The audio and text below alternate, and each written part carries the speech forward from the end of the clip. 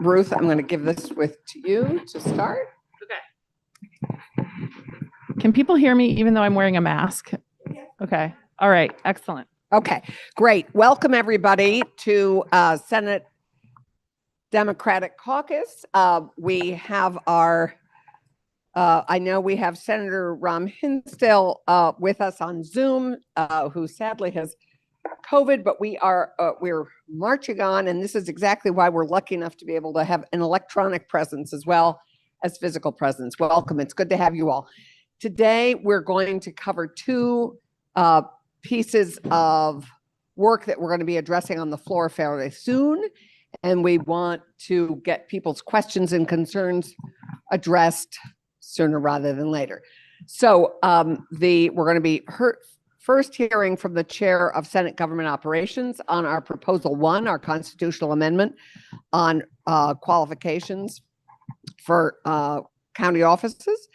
And the second bill we're going to be hearing about and learning more about is H-158, which we addressed last year and passed, and it was vetoed at the very, very end of session, the bottle bill, the update to our very successful bottle bill. So we'll start with Senator Hardy, and then we'll move to Senator White on the bottle bill. Okay. So thank you, and take it away. Thank you, Senator Clarkson. So I've handed out to all the senators in the room, I think, of the current version of Prop 1 or Proposal 1. It's also on the Senate GovOps website for those of you who aren't senators and want to look it up there. And this is a constitutional amendment. And as you know, the process for a constitutional amendment is lengthy, and it is prescribed by the Constitution itself. Constitutional amendments are allowed to be introduced in the Senate every 4 years. They must be introduced in the Senate only. Then they are debated in a Senate committee like a bill, and then they come to the floor after they are warned for, I believe, 5 days. There is a longer warning for them. And then they must pass by a vote, 2/3 of the Senate. So 20 senators need to vote yes. And then after they're passed in the Senate, they can't be amended. So unlike a bill, the House cannot amend a constitutional amendment, then has to go pass in the House. And then there's an election of a new General Assembly, and it goes through the process again. Again, it can't be amended, but it has to pass in the Senate and then pass in the House. And then it's certified by the governor and the Secretary of State, and it is then shows up on the general election ballot to be presented and voted on by all of the voters of Vermont. So it's a lengthy process, basically almost 5-year process before our Constitution is amended. So nobody takes this process lightly. It is not something that we just throw around and do on a whim. It is something that takes multiple legislative deliberations and multiple years and 2 different General Assemblies. So I just want, especially for the new senators who haven't just gone through a constitutional amendment process, I want you to know that. So your Senate Government Operations Committee is taking this with the sort of heft that it deserves. This was a constitutional amendment that was introduced last year. Senator Sears and I are the co-lead sponsors on this constitutional amendment. It started as just an amendment to change the qualifications and process for removing a sheriff. As you recall, we had many sheriffs, at least 5, probably more, that were engaging in sort of circumspect behavior. And so that prompted this constitutional amendment proposal, as well as a bill S-17 that we passed last year. Because the only way to remove an elected official from office in most states, but certainly in the state of Vermont, is through the impeachment process, which is lengthy and complicated, difficult, and often political. So the Senate Government Operations Committee took a lot of testimony about the constitutional amendment, sort of in conjunction with S-17, but also separately from S-17 last year. And we reached basically a consensus with most people, not total consensus, but very close to it. And we also added all 4 county officers.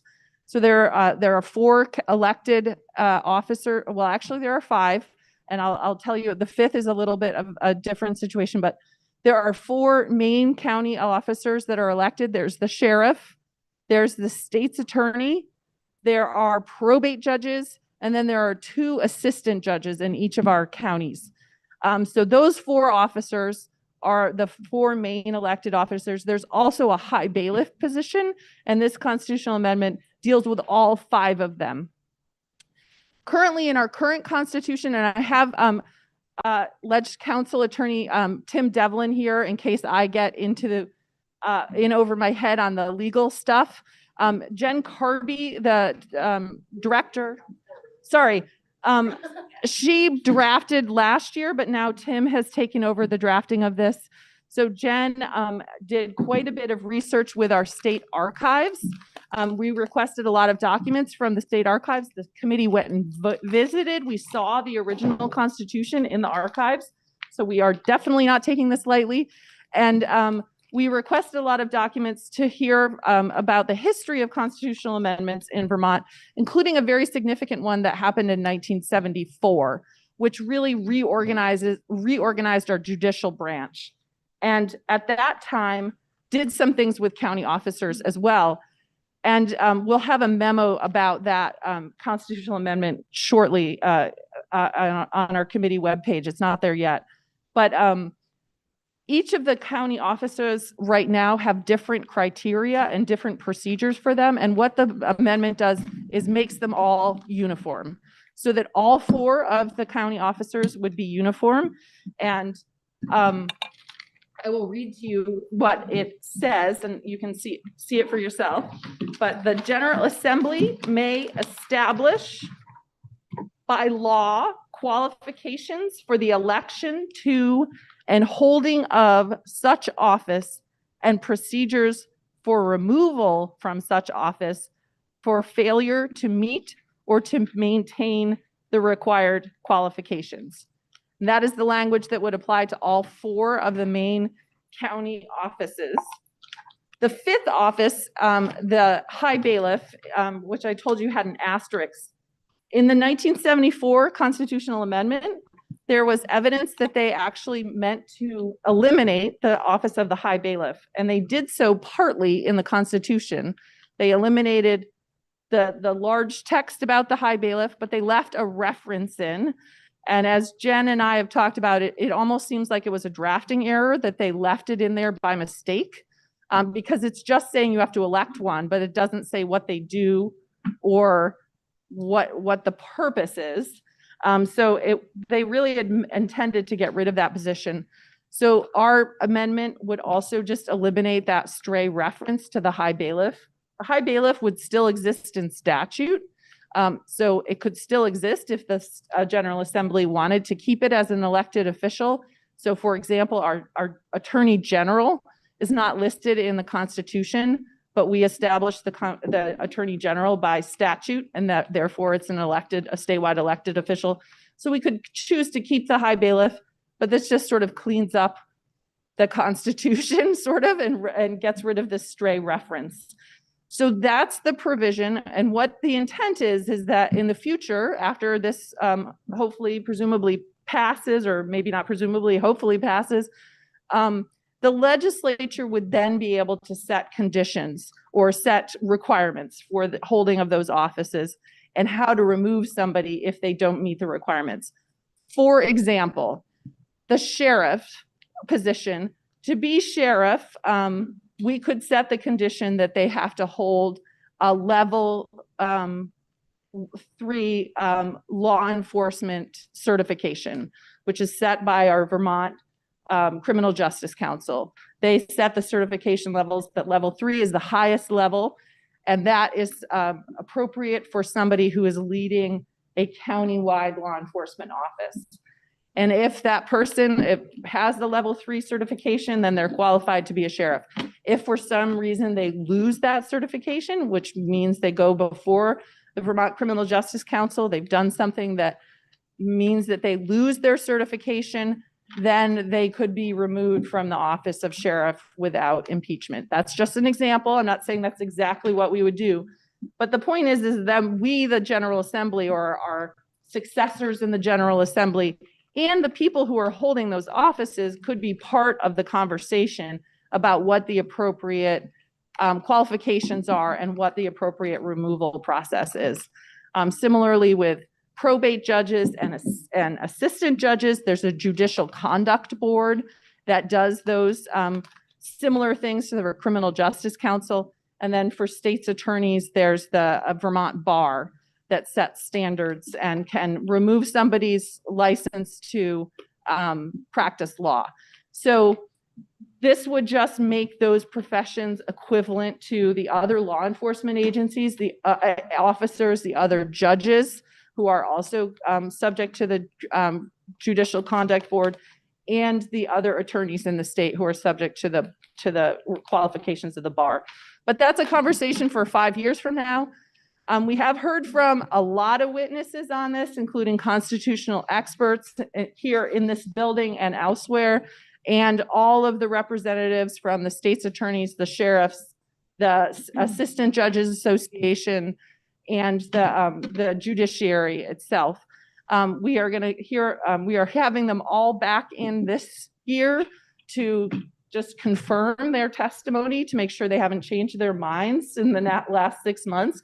And so far, people have reaffirmed their testimony. We're going to hear a couple more. But the plan is that if there's not any red flags here today or in the next few days of testimony, that we would pass this out probably on Friday. And then it would be up for consideration on the floor probably the week after next because of the time lag. So I just want to answer any questions or allay any concerns that people might have today. If we need this for a patient, for the Zoom people and for the streamers. Thank you. Sorry I showed up a few minutes late, but I just wanted to get a little more information about the requirement for assistant judges. And because my understanding is, That's a copy of the. Thank you. Yeah. I mean, my understanding is they primarily serve as fact finders and they're not making decisions that affect, liberty or seizing property.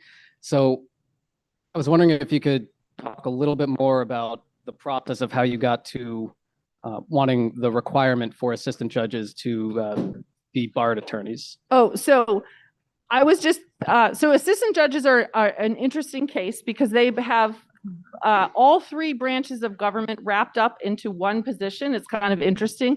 They have judicial functions as assistant judges that sit with probate or with superior court judges. They also have executive functions as essentially our county executives who oversee the budgets. And they also pass, they also are legislative in that they can pass ordinances and stuff for the counties and appropriate funds for the counties and raise taxes for the counties. So they have all three functions. But what this does do, what this doesn't do is actually set requirements, Nader. So or Senator Hashim, I was giving an example of what they might be, just so people understood sort of the context. So this, as is appropriate for constitutional language, this does not go into the weeds. It just says that the legislature may set requirements and may set a process for removal. It doesn't say what that is. I see that now. Yeah. Thank so, you. Yeah. Probably my fault for showing up. No, No, you're fine. You're fine. It's a really good question. Yeah, I'm just going to add to it because we had this discussion in Senate Gov Ops. We would probably begin, if this passes, we would begin with the assistant judges, the state's attorneys, the sheriffs, and get the professionals doing these jobs, get their initial notion of what is required for the job.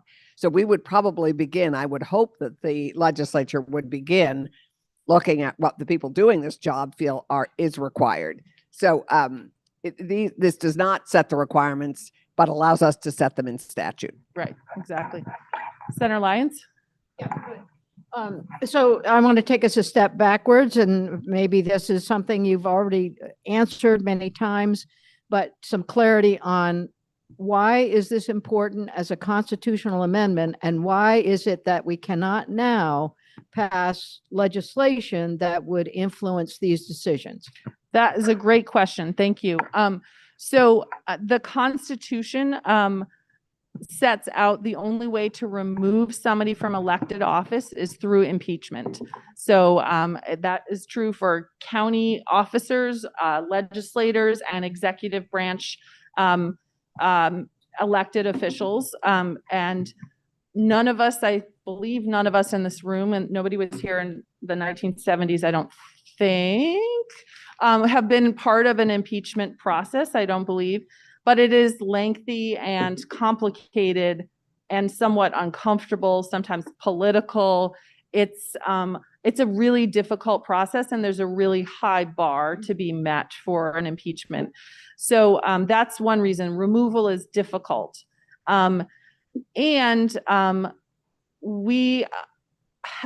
We got a lot of testimony last session in GovOps, and result of it was S17. We were really limited in what we could do for the office of the sheriff and providing oversight and providing guidelines and providing requirements for that officer. I can tell you that I almost called you Senator Devlin. Attorney Devlin said numerous times to me, sorry, Senator Hardy, you can't do that because the Constitution prevents you from doing that. So we often were trying to set sort of, standards for how we thought sheriffs should behave in the state. They shouldn't embezzle funds. They shouldn't leave the state and still get paid for their office. They shouldn't do these things. But we were limited because they are constitutional officers.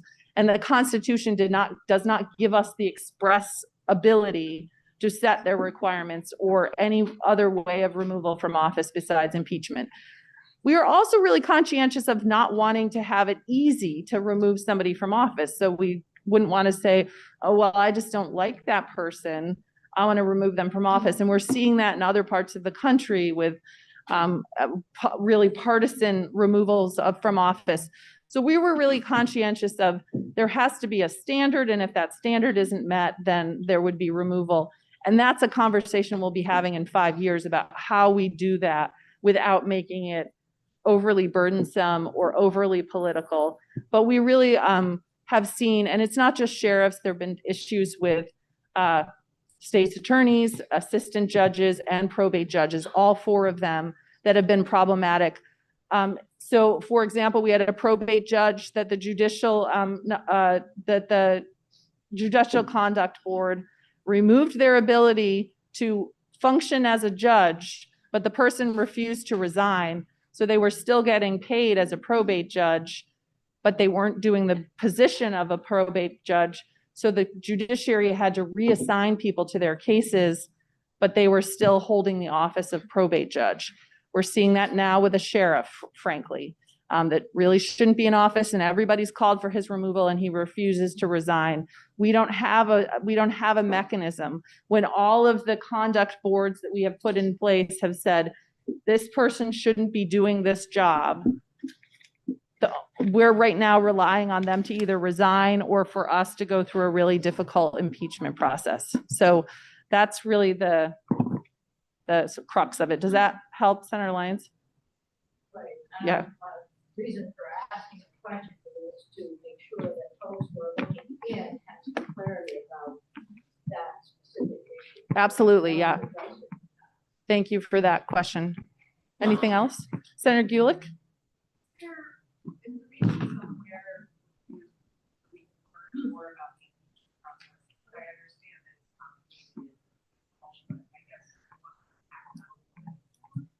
There is a committee that is right now doing an impeachment investigation. It was on a state's attorney and a sheriff, and that the state's attorney did actually resign.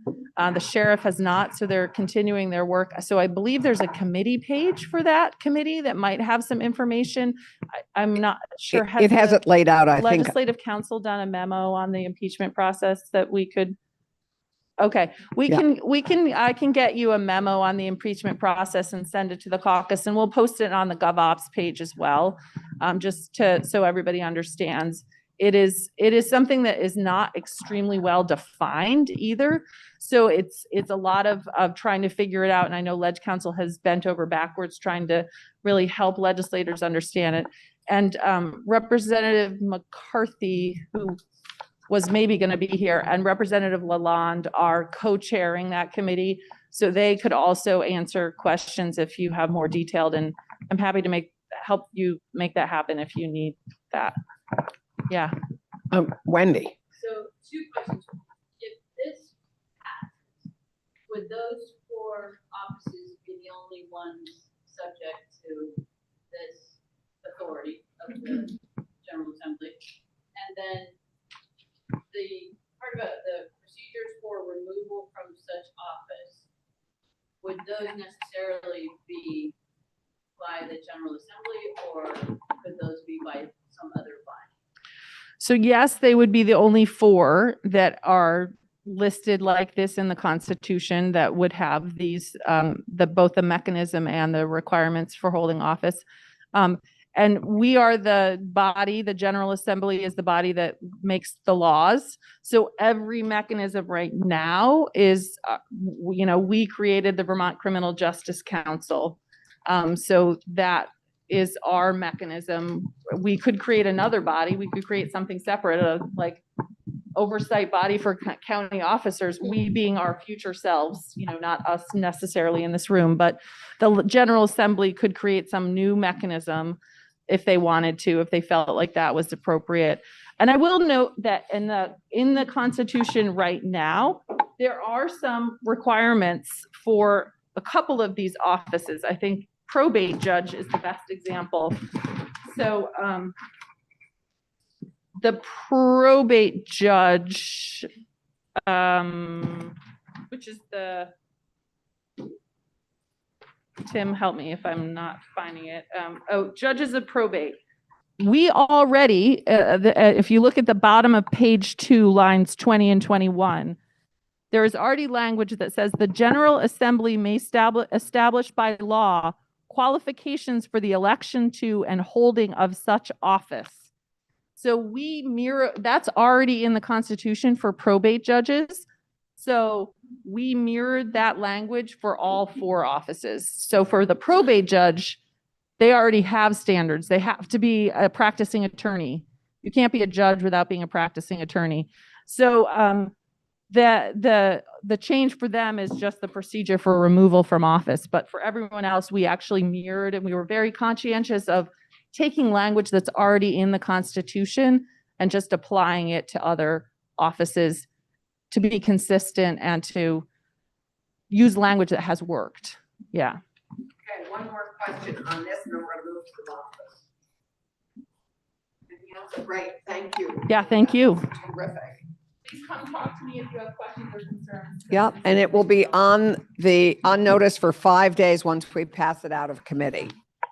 So, Senator Becca White, we give you the bottle bill. Oh my Reporter gosh. of the bottle bill. Bottle bill. And just remember you I won't have my back to our friends. Maybe here? Maybe I'll go here. Okay. Hey, good afternoon, everybody. So I know you've never heard about the bottle bill before. This is the first time it's come up in our legislative body. And I know none of you have heard from constituents or read any letters to the editor about it. So I'm going to give you a brief overview of the bottle bill and the changes that we made, because I know that you do know a lot about it. And then we're going to open it up to questions. So the bottle bill has recycled over 10 billion cans and bottles in Vermont alone. It's also incredibly popular. 9 out of 10 Vermonters support it. And when the law passed over 50 years ago, the goals were to reduce litter and divert used bottles and cans from our landfills. But now this program is looking at doing a lot more.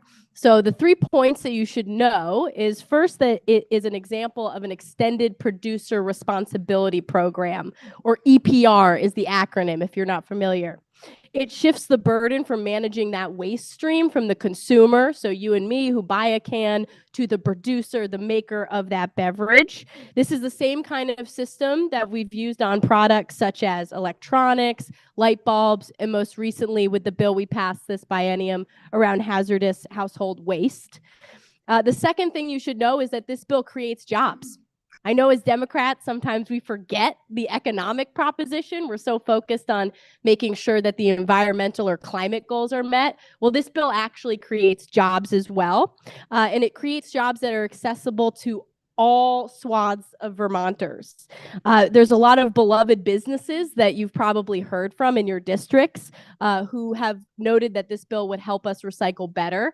A few examples of those would be Horizons Redemption in St. Johnsbury, West Charleston's Corner Store, the Tenney Redemption Center in Charlotte, and all of those businesses and many more strongly support this revision. The third thing you should know is that it creates the cleanest and most valuable stream for recycling, which allows those beverage containers to be recycled over and over again versus our current system. So many of us agree that the bottle bill is a great program. Again, 83% of Vermonters support an expansion of the bill, and they don't want to see the program go anywhere. But the fact is that we need to step in and actually help those redemption centers pay and keep good workers. And we're going to be continuing to hurt our constituents and small businesses if we don't take action on this. So we do need more redemption centers. That's one piece of feedback I've heard from many of you is this is a great idea, but we don't have the redemption centers to meet the need, and we need a better system. Well, that's exactly what this bill does, and I think we can all agree on that point. So this is what the bill does. If I flip my page, I can tell you. I need that like finger glue from libraries. Okay, so what does the bottle bill do versus a single stream system, which is the blue buckets where you just throw everything in? Zero sort. Thank you, Senator Clarkson. So you may be under the impression that your cans and bottles are treated the same, whether you redeem them or if you put them in those blue bins, but that's actually not the case. There's plenty of data that demonstrates this point, but I think we can all innately understand the idea that if you put a bottle or a can in a big bucket with a bunch of other things, that the likelihood that that bottle will come out and be usable and clean and not damaged in some way, whether that be in the truck or in the processing facility, that they'll get smushed together and be less usable. It's kind of a logical point. We also see that contamination of those recyclable materials make it not reusable as its same product. So a bottle can't be used in the same way as a bottle again. So there are lots of challenges with keeping that type of trash out of our recycling. And when you compare that type of recycling to the bottle bill recycling, where your cans and bottles are cleaned, they're sorted by material type on the spot, those beverages then aren't mixed with food or other contaminants, and that material is easily made into new products. And this is the reason why we see so much significant value to the bottle bill bottles compared to just what you throw in your blue bin. So I want to give a quote that I thought was that we thought was a good one from the president of the Glass Packaging Institute. And they testified, "There is no comparison to the quality and breadth of end markets available to the glass collected from the bottle bill glass when compared to curbside glass. The recycling rate is higher, the cost to process is less, and the markets are more robust, and within the region, the yield is far higher." So right from the source, the people who are actually doing the work. And much of our recycled glass currently isn't even sent or turned into new products. In fact, for 5 years, all the glass that our constituents, businesses and haulers, paid the Chittenden Solid Waste District to recycle, all of that was instead improperly dumped on their property without the knowledge of ANR. So not only are we not seeing them being reused, we're also seeing them being turned into trash. So that's the exact opposite of what we'd like to do. And virtually all 100% of bottle bill glass redeemed over the last 50 years has been recycled into something else, and most of that into new products. While our single stream is turned into like crushed glass, road material, that kind of stuff. So what is modernization? How is it different? Well, this bill brings up the outdated bottle bill system to what we're seeing other states do. We're right in line with places like Oregon, Connecticut, and California, what they've done with producer-run systems.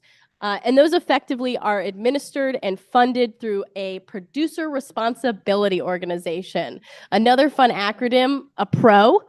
And they would be responsible for adding more redemption center locations, doing consumer education, making redemption centers more efficient, and investing in technology. So just one point I want to make, we've heard, hey, I love the look of those new sorting machines, and I've got some handouts with photos of them. We've heard folks say, those are expensive. How are our small businesses going to access them? Well, one of the things that the PRO has to do is invest in this new technology. So without passing the bottle bill, we're going to be asking our small businesses to do it on their own rather than making those creating the waste help front the cost. So what's important for you to know is that we're not looking at doubling the amount of containers within the current system that we all know. First thing, that's not the first thing we're doing. Instead, we're doubling the amount of containers in a completely revamped, new, efficient system. So if you've got concerns about the way redemption works now, we're with you. The issue is that we need to update that system and then expand it once we understand and have a better system in place. I want to share a few examples, like Morrisville Beverage, that's owned by Ethan Haynes in St. Johnsbury. He is one of those reverse vending machines, which I know we're a smart bunch. I think you can figure out what a reverse vending machine does. And I have some pictures to show you what it looks like. But that allows Mr. Hayes customers to redeem up to 100 plus cans and bottles at once. So instead of that picture that we've been painted of waiting in lines and having to stock up all your bottles, well, now you can just bring a big tub and you can do it 100 cans plus at once. And that has allowed Mr. Hayes to relocate or reallocate, my apologies, his workforce to better positions within his business and more productive positions. It also helps reduce fraud. That's something we've heard concerns about. And with that machine, it's able to expand their offerings to include a drop-off program. Cool. Maybe even a pickup service, for example. And it increases collaboration with local charities and nonprofits. So if you're worried about an older person who's collecting all of their bottles and keeping them in their mudroom, we're much more likely to get those collection pickup businesses forming with passing this bill than without. So I want to leave you with a quote from Ethan, which is, "We believe that enacting H-158 will move the bottle bill to a modern era." That's what we're talking about. So the main concerns that I've heard from folks that I want to address, it's important for us to be reminded that this vote is not between a bottle bill or no bottle bill. It's the choice between the program that exists today, which most of us have acknowledged the challenges of, or a revitalized program that works better for our constituents and our small businesses. So I just want to end with the reasons why you might support the bottle bill, and then I'll open it up to questions. The first and most obvious one to me is our constituents. So our constituents love this program. You've gotten emails about it.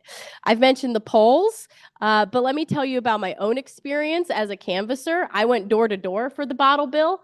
I love talking about the bottle bill at the door because Vermonters, it was the easiest one for them to get on board with. And I thought I was talking about a lot of easy stuff, but the bottle bill was the one that it didn't matter if you were a Republican, it didn't matter if you were a Democrat or if you hated politicians. You were pretty clear that you wanted to make sure we had less litter on Vermont roads and streets. So small businesses, that's the other area that you should consider if you're going to vote for this bill. The jobs that you're going to be supporting matter. We're talking about Vermonters who don't necessarily have the learned skills or access to learning those skills to do other jobs. I think we all know the type of employees that we can support through our redemption centers. It's a large spectrum of Vermonters who are able to do those jobs. And then finally, if you're not yet convinced about this bill being a better system for everyone, that's okay.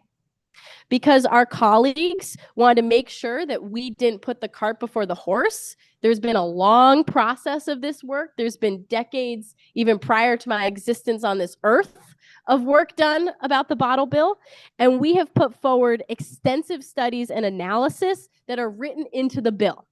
So it means we're not doing anything until we have actually done that third-party conducted study and research. So you voted for this, many of you, last year, and I hope that you'll vote for the override this upcoming 23rd. And I'm happy to answer questions at this point. Okay, Jen. So thank you. That's a great presentation. And I do have questions based on comments that I've heard from constituents, including businesses, not the least of which is my own CSWD, but also others. And knowing that the glass separation process is being done currently when glass is broken up into different colors. So there's colorimetric tests that are done and sort glass automatically. So will that be able to continue at our large waste districts? Will large waste districts be given some priority for as PRO, for example, or is that in the bill? And then the other issue that I hear about and that I'm concerned about are all the plastics that we have for wrapping and all the other containers and plastic packaging.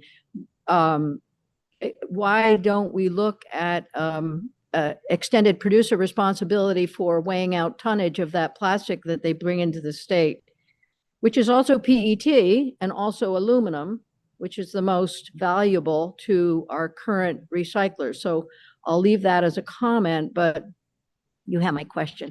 Well, thank you, Senator Lyons. And I'd say if you are worried about plastics, water bottles are something that this bill expands into, which is huge, and that's a big portion of our waste. And I think passing this bill would help us open up a further conversation about EPR for other types of waste, which I think we all know is an issue. So I'm just going to read a quote from Reagan Bissonette, who is the executive director of the Northeast Resource Recovery Association, that's a MRF. That's that acronym that Senator Lyons just used. There is plenty of MRF glass out there, but not all glass processors want MRF glass. So the bill doesn't remove the ability of our MRFs to process glass, but we also want to give the ones that don't necessarily want to process glass an alternative. So to your point, yeah, that's what I would say to your point. And I'm happy to follow up if your constituency has very specific questions, happy to answer. Yeah, I'm going to send like an email with some links after this if you just can't get enough bottle bill information.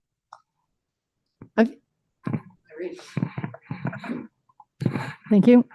I too talked to solid waste district folks and a number of beverage distributors, and those beverage distributors are in Chittenden County, and they have huge volumes of things that they do not have the labor to process, nor the area to store it. One of the comments that came from the solid waste district was the bigger problem they have is paper products, because the vast majority of recyclables, up to 77%, are paper products, and that those should be dealt with first. This bill is seen as redundant at best. We're able to put all of these items into our blue bins.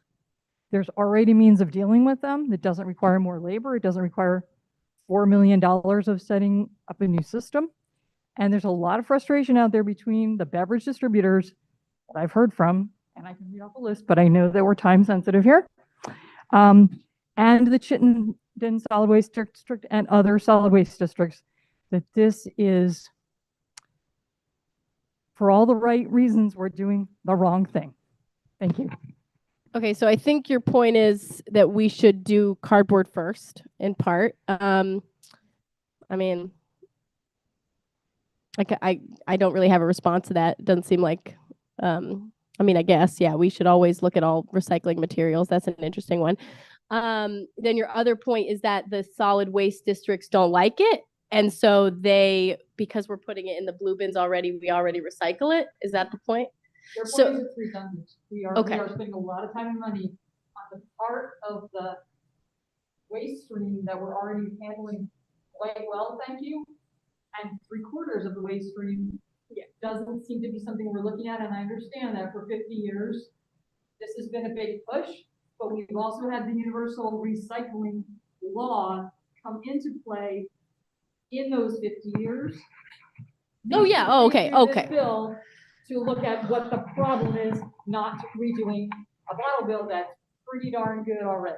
Okay. I That's think. what I'm hearing from that. Oh, I really appreciate you bringing up that concern. I would say my main response to that is kind of where I started, which is just throwing it in the blue bin actually doesn't create a lot of value for recycling them, unfortunately.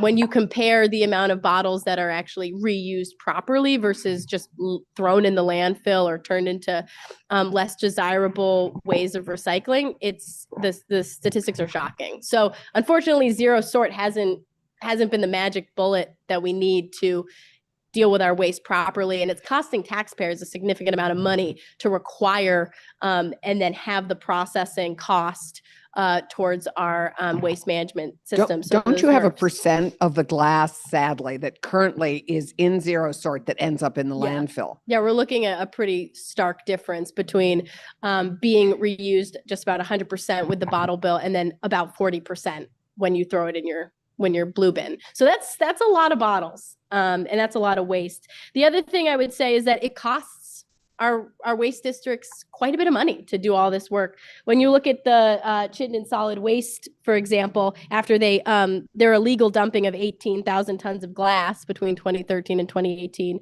all of that, for example, it costs them $85 a ton to crush and handle glass. Why are we doing that? We should be taking those out. Another thing is it's almost $300K a year to transport. So we just don't need to be having our waste management systems dealing with things that the bottle bill has successfully done with other bottles. I don't really know how to respond to the point about cardboard, but I think we are very unlikely to do anything about it if we can't do something about the bottle bill this year. Well, and just to go back to Ginny's point, I think both on all waste, I think there is a huge interest in Senate Natural Resources to address extended producer responsibility on everything. So I think this is step 5 or 6, because we've already done quite a bit already. Yeah. And I have to say, for me, this is like such a fundamental Vermont value. Use it up, wear it out, make it do, or do without. And this is really using it as fully. It can have many lives in this way, which it will not have. And the amount that's going to the landfill now is what really distresses me, which is concerning. Any other questions? Because we have about 2 minutes. Yeah, and if you're wondering about producers of bottles and concerns that, let's say, our small manufacturers have. Yes, our small vineyards. Could you address that just quickly? Yeah, I did. Senator Renner's point was more on the retailers, though, and having space to store bottles. So I do want to address that first, which is we do have an exemption for retail space that's under 5,000 square feet. So I think that's important to know. So the ones who are saying they don't have storage space, if they have 5,000 square feet plus, I would hope that they do have a space. And the study that we're going to be currently actually has already started through ANR. We've got 3 years of actually looking at, do we have enough redemption centers?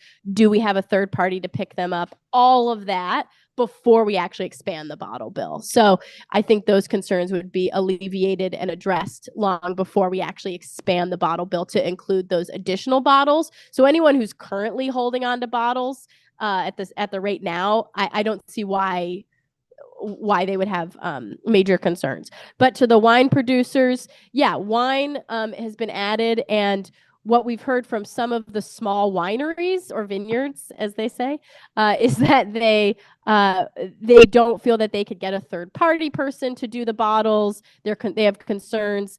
Why would they have to redeem them themselves? And the answer is no, they don't need to redeem them themselves. They do need to find a redeemable option, but that would be through the PRO. So they would have to pay a percentage of the market share that they have. And while I love our small vineyards, and I really wish they had the, economic percentage that would drive a big amount, they really don't. They're a tiny percentage of the amount of wine that's sold in our state, and therefore would have a very small percentage that they'd have to contribute while removing a lot of glass from our landfills.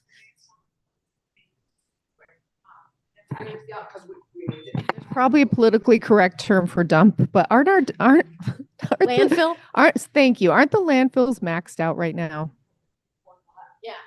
Yeah, Coventry is the last one, is my understanding. no, I it's wish Senator becoming Bray fairly was here urgent. for me to. Yeah, the roadsides are empty. Mark, yeah. So thank you, everybody. More questions, please get them to Senator White. Thank you, Dick McCormick, for the fabulous snacks. Really well done. And I need a volunteer for next year who can.